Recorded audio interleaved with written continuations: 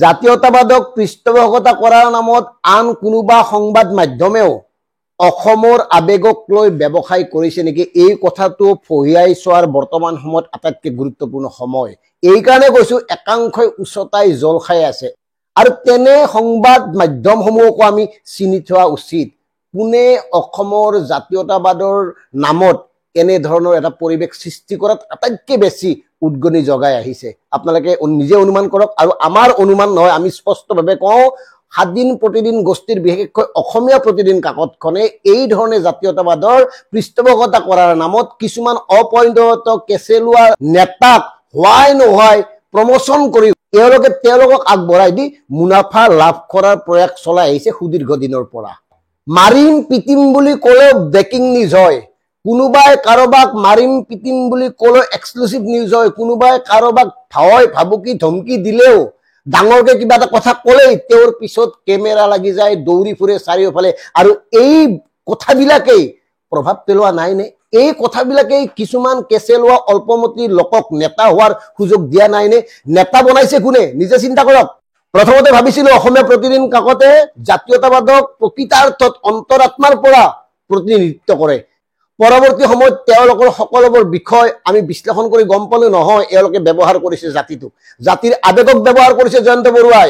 যদি সঁচা অৰ্থত তেওঁলোকে জাতীয়তাবাদৰ নেতৃত্ব দিলেহেঁতেন, পৃষ্ঠপোষকতা কৰিলেহেঁতেন, অসমীয়া জাতীয় জীৱনৰ সুৰক্ষিত ভৱিষ্যতৰ বাবে নিজকে সমৰ্পিত কৰিলেহেঁতেন, তেতিয়াহ'লে তেওঁলোকে বৰ্তমান সময়ত সেইসকল নেতাক, যিসকল নেতাই বাৰে বাৰে জাতিটোক প্ৰবঞ্চনা কৰি আহিছে, প্ৰতাৰণা কৰি আহিছে, যিসকল নেতাই আছুৰ নামত বা জাতিৰ আবেগক মূল আধাৰ হিচাপে লৈ মন্ত্ৰী হ'ল, মুখ্যমন্ত্ৰী হ'ল, তেওঁলোকক কিয় জবাবদিহি কৰিবলৈ সাহস নাই এই প্ৰতিদিন গোষ্ঠীৰ? তেওঁলোকক কিয় ষ্টুডিঅ'ত মাতি আনি মুখা খোলাৰ সাহস নাই এওঁলোকৰ? আৰু তাৰ পিছত কি হৈ আছে? অতুল কেশৱ সোণোৱাল আদিলৈকে সকলো এতিয়া তেওঁলোকৰ বিশিষ্ট অতিথি বিভিন্ন অনুষ্ঠানৰ। ইয়াৰ পৰা আপোনালোকে কি বুজিব? তাৰমানে ক'ৰবাত মিলি গৈছে। এই স্বাধীন প্ৰতিদিন গোষ্ঠীয়ে এওঁলোকক পৃষ্ঠপোষকতা কৰা নাছিল নে? এওঁলোকৰ বাতৰিবোৰ প্ৰথম পৃষ্ঠাত ডাঙৰ ডাঙৰ হৰফেৰে ছপা কৰি সাধাৰণ জনতাক উত্তেজিত কৰা নাছিল নে? আলফাৰ পৰা দেখিছো আমি এওঁলোকৰ স্বৰূপ চিনিটো আলফাৰ সংগ্ৰামৰ পৰা। এওঁলোকৰ কাকতত বাতৰিবোৰ পঢ়ি আমি শিহৰিত হৈ পৰিছিলো, উত্তেজিত হৈ পৰিছিলো, আবেগিক হৈ পৰিছিলো, আৰু সেই আবেগত ভৰি থৈ একাংশ যুৱক ধ্বংস হৈ গ'ল। তাৰ দায়িত্ব কোনে ল'ব?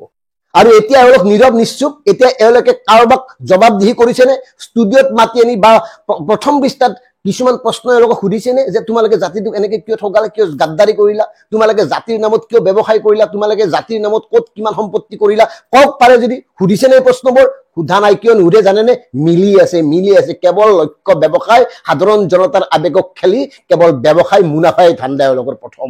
আজি কেৱল মই স্বাধীন প্ৰতিদিন গোষ্ঠীৰ কথা কৈছো। অসমৰ একাংশ সংবাদ মাধ্যমে এনেকে জাতীয়তাবাদৰ নামত ব্যৱসায় চলাই আহিছে।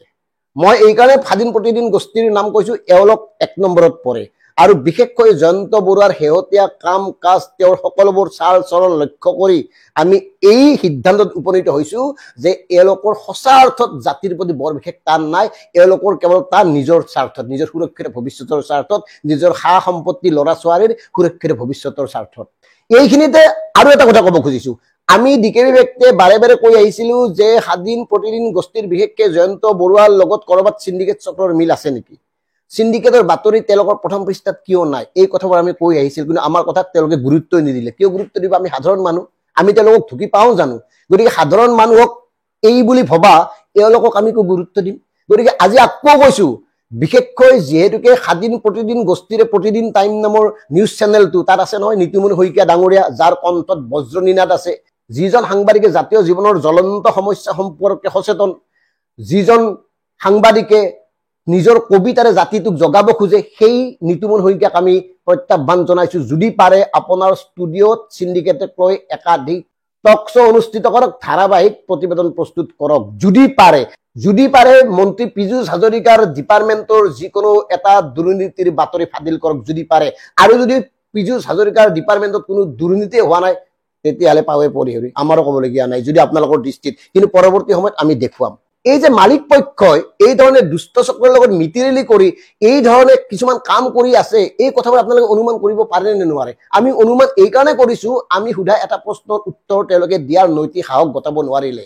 এইকাৰণে গতাব নোৱাৰিলে কাৰণ তেওঁলোকৰ বাতৰিত আপোনাৰ সিন্ডিকেটৰ বাতৰি প্ৰকাশ হোৱাৰ পিছদিনাই ডিলিট হোৱাৰ প্ৰমাণ আমাৰ হাতত আছে গতিকে এনেকে সিন্ডিকেট চক্ৰৰ লগত মিলি থকাৰ সন্দেহ প্ৰকাশ কৰাৰ পিছতো সিন্ডিকেটৰ বাতৰি প্ৰকাশ নকৰি এওঁলোকে কি বুজাইছে আমিতো বুজিলো গতিকে আপোনালোকে বুজেনে বুজা নাই কাৰণ আপোনালোকতো সচেতন মানুহ জাতীয়তাবাদী মানুহ আপোনালোকে জাতিৰ ভৱিষ্যতৰ কথা চিন্তা কৰে তেনেস্থলত এই কথাবোৰ আপোনালোকে জনা উচিত এই কাৰণে জনা উচিত আপোনালোকে ভাল মানুহ হৈ এতিয়া সমাজত আছে আপোনালোককো অসমৰ মানুহে বিভিন্ন ধৰণৰ সন্মান দিয়ে গামোচা পিন্ধায় আপোনালোকে যি কয় তাকে শুনে গতিকে এনে ক্ষেত্ৰত আমাৰ একদম স্পষ্ট কথা যদি পাৰে এই বিষয়ে আপোনাৰ চেনেলত বিশেষ টক শ্ব অনুষ্ঠিত কৰক এতিয়া চাৰিওফালৰ পৰা কেৱল জাতিটোক লৈ ব্যৱসায় চলিছে সাধাৰণ জনতাক সন্মুখত ৰাখি প্ৰত্যেকেই বেপাৰ কৰাৰ ধান্দা কি জাতীয় দল সংগঠন কি সংবাদ মাধ্যম বেছিভাগ সংবাদ মাধ্যমৰ প্ৰথম লক্ষ্যটো হ'ল কেনেকে তেওঁলোকে চৰকাৰৰ পৰা সা সুবিধা লাভ কৰিব পাৰে গতিকে বহুত কথা আছে অনাগত সময়ত আমি এই কথাবোৰ কম কেৱল সাধাৰণ জনতা কথাবোৰ মন দি শুনক এই কাৰণে শুনাৰ প্ৰয়োজন